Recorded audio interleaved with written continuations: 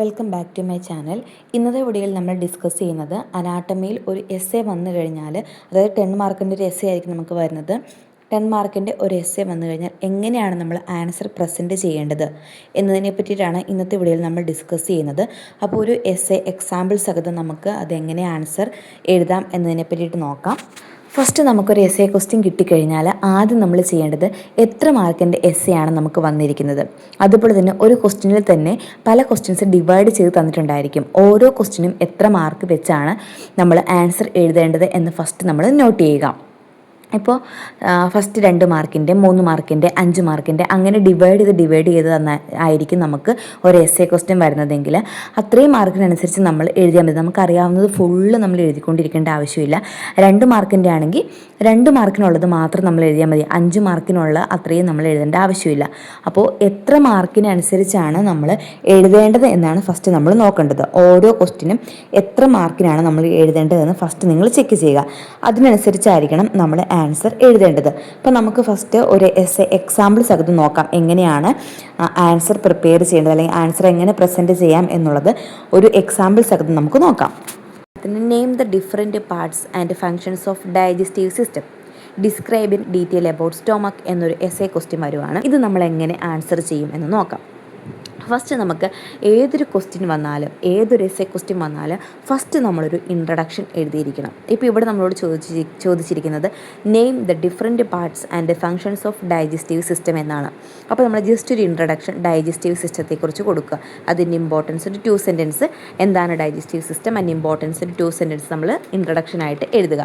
അതിനുശേഷം നമ്മളോട് ചോദിച്ചിരിക്കുന്നത് നെയിം ദ ഡിഫറെൻറ്റ് പാർട്സ് ആണ് ചോദിച്ചിരിക്കുന്നത്. അപ്പോൾ നമ്മൾ എന്ത് പാർട്സ്, ഡൈജസ്റ്റീവ് സിസ്റ്റത്തിൻ്റെ പാർട്സ് ഒന്ന് ലിസ്റ്റ് ഡൗൺ ചെയ്യണം. ഫസ്റ്റ് നമ്മളൊന്ന് ലിസ്റ്റ് ഡൗൺ ചെയ്യണം. List down parts of the digestive system ഏതൊക്കെയാണ്? Mouth, pharynx, salivary glands, oesophagus, stomach, small intestine, large intestine, rectum, anal canal, അങ്ങനെ ജസ്റ്റ് ലിസ്റ്റ് ഡൗൺ ചെയ്യണം. Explain ചെയ്യേണ്ട, just ഒന്ന് list down ചെയ്യണം. Number 8 ഒന്ന് list down ചെയ്യുക. അതിനുശേഷം ആക്സസറി ഓർഗൻസ് എന്ന് പറഞ്ഞ് ഹെഡിങ് കൊടുത്ത്, സബ് ഹെഡിങ് ആണ്. ആക്സസറി ഓർഗൻസ് എന്ന് പറഞ്ഞ് ഹെഡിങ് കൊടുത്ത് അണ്ടർലൈൻ ചെയ്തതിന് ശേഷം അതിൻ്റെ ആക്സസറി ഓർഗൻസ് കൂടി എഴുതണം. കാരണം ഇത് വളരെ ഇമ്പോർട്ടൻ്റ് ആണ്. ലിവർ ആൻഡ് പാൻക്രിയാസ് ഇത് നമ്മൾ എഴുതിയിരിക്കണം. അതിനുശേഷം നമ്മളോട് ചോദിച്ചിരിക്കുന്നത് ഫങ്ഷൻസ് ആണ്.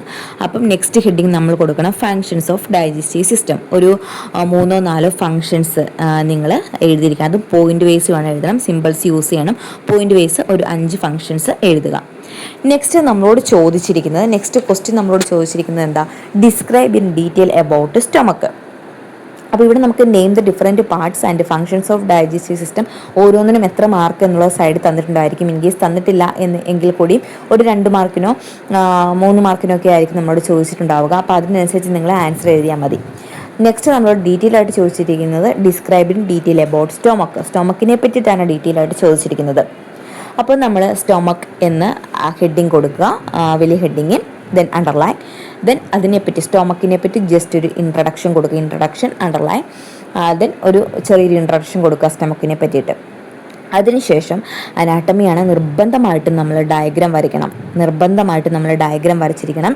ഒരു 3-4 ഡയഗ്രാം മസ്റ്റായിട്ടും വരച്ചിരിക്കണം. ഡയഗ്രാം വരച്ച് ലേബിൾ ചെയ്തിരിക്കണം. ലേബിൾ ചെയ്യുമ്പോൾ നിങ്ങൾ ശ്രദ്ധിക്കേണ്ട ഒരു കാര്യം, ഒരേ സൈഡിലേക്ക് തന്നെ ലേബിൾ ചെയ്യുക. അങ്ങോട്ടും ഇങ്ങോട്ടും ലേബിൾ ചെയ്ത് നമ്മുടെ പേപ്പർ പ്രസൻറ്റേഷൻ മോശമാക്കി കളയരുത്. ഒരേ സൈഡിലേക്ക് തന്നെ ചെയ്യുമ്പോൾ അത് കാണാൻ ഒരു ഭംഗി ഉണ്ടായിരിക്കും. അപ്പോൾ ഡയഗ്രാം വരച്ചിട്ട് 1 സൈഡിലേക്ക് ലേബിൾ ചെയ്ത് അത് പാർട്സൊക്കെ മാർക്ക് ചെയ്യുക. ദെൻ അപ്പോൾ ഡയഗ്രാം വരച്ചതിന് ശേഷം നെക്സ്റ്റ് ഹെഡിങ് നിങ്ങൾക്ക് കൊടുക്കാം പൊസിഷൻസ് ഏതാണ് എന്നുള്ളത് നിങ്ങൾ ഓരോ സിമ്പിൾസ് യൂസ് ചെയ്ത് പൊസിഷൻസ് എഴുതുക. നെക്സ്റ്റ് ഹെഡിങ് കൊടുക്കാം ഷേപ്പ്. അപ്പോൾ ഷേപ്പിൻ്റെ അകത്ത് നിങ്ങൾക്ക് എഴുതാം ജെ ഷേപ്പാണ്. അതുപോലെ തന്നെ അതിൻ്റെ സർഫസ് 2 സർഫസ് ഉണ്ട്, അത് ഏതൊക്കെയാണെന്നുള്ളത് എഴുതാം. ബോർഡേഴ്സ് ഏതൊക്കെയാണെന്നുള്ളത് എഴുതാം. കർവേച്ചർ ഏതൊക്കെയാണെന്നുള്ളത് എഴുതാം. അങ്ങനെ ഹെഡിങ് ബേസിൽ വേണം നിങ്ങൾ ഓരോന്നും ആൻസർ ചെയ്യാനായിട്ട്. അപ്പോൾ ഹെഡിങ് എഴുതി അണ്ടർലൈൻ ചെയ്യണം. സബ് ഹെഡിങ്സ് ആണെങ്കിലും അത് അണ്ടർലൈൻ ചെയ്തിരിക്കണം. അതുപോലെ തന്നെ നെക്സ്റ്റ് ഹെഡിങ് ആണ് പാർട്സ്. ഏതൊക്കെയാണ് അതിൻ്റെ പാർട്സ് എന്നുള്ളത് നമ്പർ ഇട്ട് അല്ലെങ്കിൽ സിമ്പിൾ ഇട്ട് നിങ്ങൾ എഴുതുക.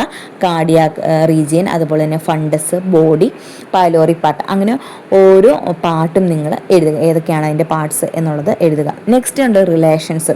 അതിൻ്റെ റിലേഷൻ, ആൻറ്റീരിയർ റിലേഷൻ ഏതാണ്, പോസ്റ്റീരിയർ ഏതാണ്, ലാറ്ററൽ റിലേഷൻ ഏതാണ്, ഇൻഫീരിയർ റിലേഷൻ ഏതാണ്, അങ്ങനെ ഓരോ റിലേഷൻസും നിങ്ങൾ എഴുതുക. നെക്സ്റ്റ് നമുക്ക് എഴുതാം ലെയേഴ്സ്. ഏതൊക്കെയാണ് അതിൻ്റെ ലെയേഴ്സ്? ഇത് നിങ്ങൾ സിമ്പിൾസ് ഇട്ട് അല്ലെങ്കിൽ നമ്പർ ഇട്ട് വേണം ഇത് ഓരോന്നും എഴുതുക. ലെയേഴ്സ് എന്ന് എഴുതി അണ്ടർലൈൻ ചെയ്യുക, ഓരോ ലെയേഴ്സ് എഴുതുക. നെക്സ്റ്റ് വരുന്നതാണ് ബ്ലഡ് സപ്ലൈ. അതിൻ്റെ ആർട്ടീരിയൽ സപ്ലൈ ഏതാണെന്നുള്ളത് എഴുതുക. നെക്സ്റ്റ് വീനസ് സപ്ലൈ ഏതൊക്കെ വെയിൻ ആണ് എന്നുള്ളത് നിങ്ങൾ ലിസ്റ്റ് ഡൗൺ ചെയ്യുക.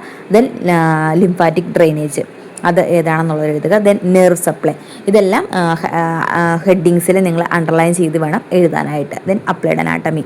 അപ്പോൾ ഇത്രയും കാര്യങ്ങൾ വേണം ഒരു എസ്സേ ചോദിച്ചാൽ, ഇത്രയും ഹെഡിങ് വേണം, ഹെഡിങ്ങിൻ്റെ അണ്ടറിൽ വേണം നിങ്ങൾ ആൻസർ ചെയ്യാനായിട്ട്. ഫസ്റ്റ് ഒരു ഇൻട്രഡക്ഷൻ കൊടുക്കണം.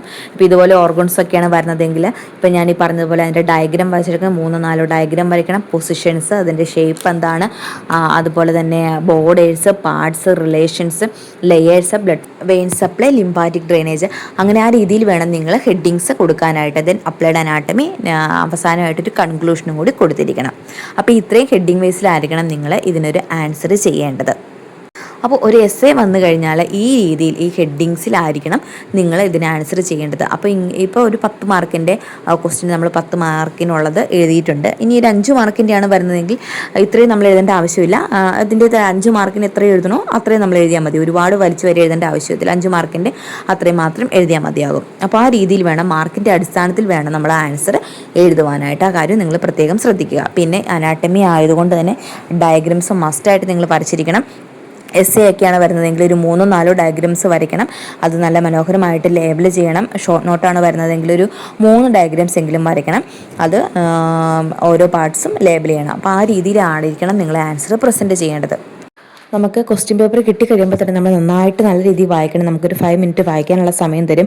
ആ റീഡിംഗ് ടൈം നമ്മൾ വളരെ നല്ല എഫക്റ്റീവായിട്ട് നമ്മൾ യൂസ് ചെയ്യണം. നല്ല രീതിയിൽ വായിച്ചിട്ട് മാർക്കിൻ്റെ അടിസ്ഥാനത്തിൽ വേണം നമ്മൾ ആൻസർ എഴുതാനായിട്ട്. എസ്സേ ക്വസ്റ്റ്യൻ വരുവാണെങ്കിൽ അത് അത്രയും ആൻസർ, അതായത് ഇപ്പോൾ ഒരു എസ്സേ ഒക്കെ വരുവാണെങ്കിൽ ഒരു 3 to 4 പേജെങ്കിലും നമ്മൾ എഴുതിയിരിക്കണം. ഷോർട്ട് നോട്ട് വരുവാണെങ്കിൽ ഒരു 3 പേജെങ്കിലും എഴുതിയിരിക്കണം. പേജസ് ആണ് ഞാൻ പറയുന്നത്. അപ്പോൾ അത്രയും പേജെങ്കിലും എഴുതിയാലാണ് നമുക്ക് അതിനനുസരിച്ചൊരു സ്കോർ കിട്ടത്തുള്ളൂ. അതുപോലെ തന്നെ അനാട്ടമിയിൽ ഡയഗ്രാം ഇമ്പോർട്ടൻ്റ് ആണ്. അതുപോലെ സിമ്പിൾസ് യൂസ് ചെയ്യുക. അതായത് നമ്മൾ ഓരോ പോയിന്റ് എഴുതുമ്പോഴും എന്തെങ്കിലും 1 2 3 ഇട്ടോ അല്ലെങ്കിൽ സ്റ്റാർ ഇട്ടോ അങ്ങനെ എന്തെങ്കിലും സിമ്പിൾസ് യൂസ് ചെയ്ത് വേണം നിങ്ങൾ ഓരോ പോയിന്റ്സ് എഴുതാനായിട്ട്. ഹെഡിങ്സും സബ് ഹെഡിങ്സും ഒക്കെ നിങ്ങൾ അണ്ടർലൈൻ ചെയ്തിരിക്കണം. അതുപോലെ തന്നെ നിങ്ങൾ ഷോർട്ട് ഫോംസ് ഒന്നും യൂസ് ചെയ്യരുത്. അതായത് നമ്മൾ അനാട്ടമിയിൽ ഒത്തിരി ഷോർട്ട് ഫോംസ് പഠിക്കുന്നുണ്ടല്ലേ, ആൻറ്റീരിയർ, പോസ്റ്റീരിയർ, അങ്ങനെയൊക്കെ നമ്മൾ പഠിക്കുന്നുണ്ട്. അപ്പം അങ്ങനത്തെ ഷോർട്ട് ഫോംസ് ഒന്നും നമ്മൾ യൂസ് ചെയ്യരുത്.